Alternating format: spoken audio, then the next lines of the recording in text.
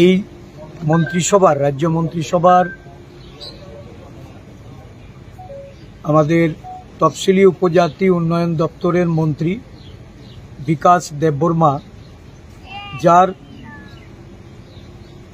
দুর্নীতির অভিযোগে অভিযুক্ত করে আমাদের কংগ্রেস দলের বিধায়ক সুদীপ রায় বর্মন সহ আমাদের দলীয় বিধায়করা উপজাতি উন্নয়নের এশিয়ান ডেভেলপমেন্ট ব্যাংকের তরফ থেকে যে 1400 কোটি টাকার ঋণ গ্রহণ করে এই ঋণের টাকার যে গুচ্ছ প্রকল্প, সেই প্রকল্প নিয়ে যে দুর্নীতি সংগঠিত হয়েছে এই বিষয়ে তারা বিশদ বিবরণ বিধানসভায় আলোচনা করেছেন এবং এই আলোচনার পরিপ্রেক্ষিতে এই মন্ত্রী বিকাশ দেববর্মা তার বিষয় আশয় বা সম্পত্তিগত যে তথ্য বিধানসভায় পরিবেশিত হয়েছে, দেখা গেছে এক সাংবাদিক সম্মেলনের মাধ্যমে উনি তার এই সম্পত্তিগুলির সত্যতা স্বীকার করেছেন এবং নিজেকে এই রাজ্যের একজন বনেদি জমিদার রূপে উনি ওনার বিবৃতিতে উল্লেখ করে এই সম্পত্তিগুলি উনি মালিকানা স্বীকার করে নিয়েছে। যেমন দিল্লিতে মহাবীর এনক্লেভে ওনার একটা 3 BHK ফ্ল্যাট বাড়ির কথা উল্লেখ করা হয়েছিল। লেম্বুছড়াতে ওনার একটা প্রাসাদাকৃতি বাড়ির সেই কথাও উনি এই বিবৃতিতে উল্লেখ করে উনি স্বীকার করেছেন। বড়মুড়ার হাতাইকোতরের যে 3 তলা বাড়ির নির্মাণ হচ্ছে সেই বিষয়েও উনি সেটা সত্যতা স্বীকার করেছেন এবং দেখা গেছে বিভিন্ন পেট্রোল পাম্প সহ বা ওনার বাড়ির সরকারি খরচে বাউন্ডারি ওয়াল নির্মাণ সহ আরও কিছু তথ্য যেগুলি বিধানসভায় উঠেছিল সেগুলির সত্যতা উনি স্বীকার করে এই বিবৃতিতে বলেছেন যে ওনার নাকি পারিবারিক যে ওনার যে বিষয় আশয় সম্পত্তি সেই হিসেবেই উনি এটা পেয়েছেন। কিন্তু আরো বলবো, দেখুন এখানে আমার কোটি কোটি টাকার ওয়ার্ক অর্ডার আছে, কোটি কোটি টাকার গভর্নমেন্টের ওয়ার্ক অর্ডার, গভর্নমেন্টের ওয়ার্ক অর্ডার দেখাচ্ছি আপনাদেরকে। 25 বছর 20-25 বছর আমি ঠিকাদার করি, বিজনেসম্যান কন্ট্রাক্টর করি, কোটি কোটি টাকার এখানে ওয়ার্ক অর্ডার আছে, ব্যালেন্স শিট আছে, চার্টার অ্যাকাউন্টে ব্যালেন্স শিট আছে, সব আছে, আইটি রিটার্ন আছে, এখানে সব আছে। উনি বলছেন কোথা থেকে পয়সা পেয়েছে, বিজনেস করছি, বিজনেস কন্ট্রাক্টর করছি, কোটি কোটি টাকার ওয়ার্ক অর্ডার আছে, সব আছে, ওয়ার্ক অর্ডার আছে। আমার মা বাবা সেন্ট্রাল গভর্নমেন্টের চাকরি করে, বাবা চাকরি করে, মা চাকরি করে, ভাই চাকরি করে, বোন চাকরি করে, আমার ফ্যামিলি সব চাকরি করে। আমার অনেক বিজনেস আছে। এই রাজনৈতিক জীবনে আসার আগে আমার বিজনেস অনেক আছে। আমার বাবার প্রপার্টি, আমার দাদুর প্রপার্টি 200 কানি প্রপার্টি, দাদুর 200 কানি জমি আছে। জমিদার বিল্ডিং করতে পারবো না, হোটেল করতে পারবো না, দিল্লি ফ্ল্যাট কিনতে পারবো না, লেম্বুসরে বাড়ি করতে পারবো না, বড়মরা বাড়ি করতে পারবো না, বড়মরা ফ্ল্যাট করতে পারবো না, বিজনেস করতে পারবো না। আমি কি ফকির? আমি তো রাজনৈতিক আসার আগে আমার কোটি কোটি টাকা বিজনেস আছে, টার্নওভার আছে, আমার বিজনেস আছে, সব আছে।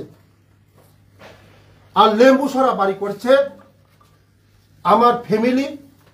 লেম্বুসরা জায়গাটাও নিয়ে কথা বলছে, লেম্বুসরা বাড়ি, হ্যাঁ আছে লেম্বুসরা বাড়ি, কেন থাকবে না লেম্বুসরা বাড়ি? আমার মিসেসের বাড়ি নামে আছে, আমার মিসেসের নামে। ওর বাবা জমিদার ছিল, আমার শ্বশুরও জমিদার ছিল। মিসেসের নামে একটা টাওয়ার আছে 10 বছর ধরে, 2টা টাওয়ার আছে আমার নামে এবং মিসেসের নামে। এয়ারটেল টাওয়ার মোবাইল টাওয়ার 10 বছর আগে আমি তো কন্ট্রাক্টর করতাম। কন্ট্রাক্টর করলে তো জিনিস লাগে, গাড়ি লাগে, জেসিপি লাগে। আমার নামে জেসিপি ছিল। একটা জেসিপির দাম কত? 35 লক্ষ টাকা জেসিপি। দেখুন আমি বলে ফকির। 2015 সালে আমার নামে বিকাশ দেববর্মা শ্রীরাম ফাইন্যান্স থেকে নিয়েছি জেসিপি। ফ্ল্যাট, হ্যাঁ দিল্লি ফ্ল্যাট কিনেছি। দিল্লি ফ্ল্যাট কেনা হয়েছে কত টাকা? ওরা তো বলছে কোটি কোটি টাকা। দিল্লি ফ্ল্যাট কেনা হয়েছে, এটা আমি স্বীকার করবো না। দিল্লি ফ্ল্যাট কেনা হয়েছে আমার মিসেসের নামে 20 লক্ষ টাকা।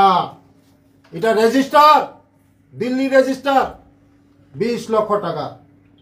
আমার বড়মরাতে জায়গা আছে কত কানি? 26 কানি। আমার এগ্রিমেন্ট হয়েছে। কার সঙ্গে এগ্রিমেন্ট হয়েছে?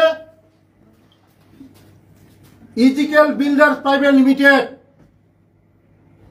Director Sharmistha Debbarma. Ezekiel private limited, ওর কাছে আমি 25 লক্ষ টাকা নিয়েছি। কেন নিয়েছি? ওর সঙ্গে আমার বিজনেস হবে। বড়মরাতে ফ্ল্যাট করেছে, বলেছে না বড়মরাতে ফ্ল্যাট হচ্ছে, আপনারা সব মিডিয়া দেখছেন বড়মরাতে ফ্ল্যাট হচ্ছে। বিজনেস হবে এখানে, শেয়ারিং 40% এবং 60% হবে। বিল্ডার্সের সঙ্গে শেয়ার হবে ওর সঙ্গে। আমি অ্যাডভান্স নিয়েছি 25 লক্ষ টাকা বিল্ডার্সের কাছে। বিল্ডার্স এখানে বাড়ি বানাবে, যত প্রফিট আসবে তার সঙ্গে আমার এগ্রিমেন্ট হয়েছে। ওই টাকা নিয়ে আমি 25 লক্ষ টাকা নিয়েছি। এই টাকা নিয়ে 20 লক্ষ টাকা দিয়ে এই বাড়িটা কিনেছি, দিল্লির বাড়িটা কিনেছি। ওই আরবার বলেছে যে 1400 কোটি টাকার ব্যাপার বলেছে। এটা তো আপনাদের কাছে আমার ডিপার্টমেন্টে কালকে বলে দিচ্ছে। এই 1400 কোটির ব্যাপারের মধ্যে আমার যে এই যে ট্রিপস ওয়ার্ল্ড ব্যাংকের ব্যাপার তো এটা সব সম্পূর্ণ আলাদা। এটা আমার কাছে কোনো ফাইলই আছে না, কারণ ওর চেয়ারম্যান হচ্ছে এটা সেক্রেটারি এবং চিফ সেক্রেটারি। ওয়ার্ল্ড ব্যাংক বলেছে না, ওয়ার্ল্ড ব্যাংকের থেকে টাকা কোটি কোটি খেয়েছে। ওয়ার্ল্ড ব্যাংকের ব্যাপারটা আপনাদেরকে পরিষ্কার বলে দিয়েছে কালকে আমার সেক্রেটারি ডাইরেক্টর সাহেব বলে দিয়েছে, আপনাদেরকে পেপারসও দিয়েছে। ওয়ার্ল্ড ব্যাংকের আমার কোনো কিছু এক টাকা আমি খাইনি, 1 টাকা করাপশন করিনি ওয়ার্ল্ড ব্যাংকের আমার এখানে ফাইলই আসে না। ছেলে ডিপ্লোমা ইঞ্জিনিয়ার, আমার ছেলে বিজনেস করতে পারবে না কোন লেখা আছে? আমার ছেলে বিজনেস করতে পারবে না লেখা আছে? আমি তো বলেছিলাম সেদিন আমার ছেলে বিজনেস করবে, বিজনেস করছে, আমি বলেছিলাম তো।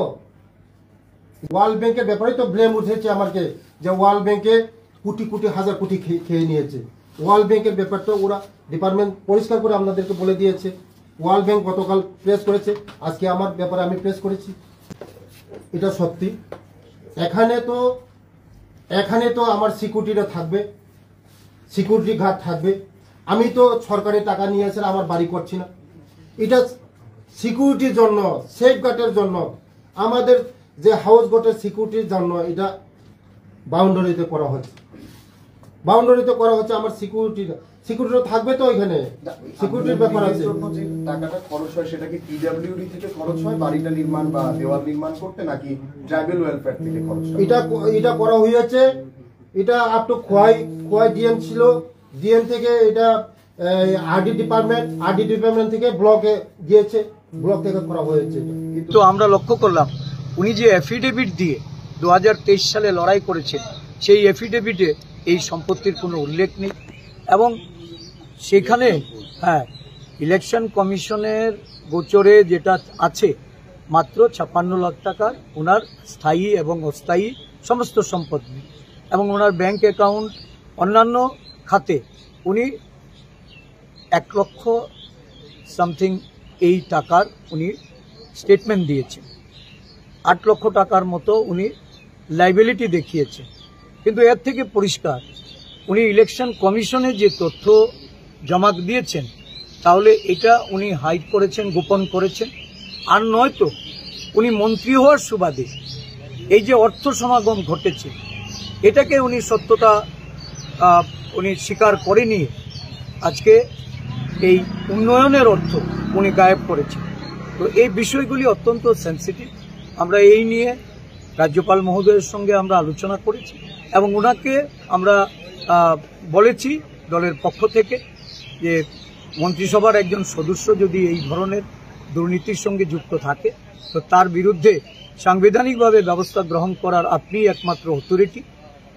রাজ্যের মুখ্যমন্ত্রীকে আপনার প্রয়োজনীয় নির্দেশ প্রদান করে অবিলম্বে ওনাকে মন্ত্রিসভা থেকে বরখাস্ত করে তার বিরুদ্ধে তদন্ত শুরু করা এবং রাজ্যবাসীর উন্নয়নের অর্থ যারা গায়েব করে তাদের বিরুদ্ধে প্রয়োজনীয় আইনি পদক্ষেপ গ্রহণ করা।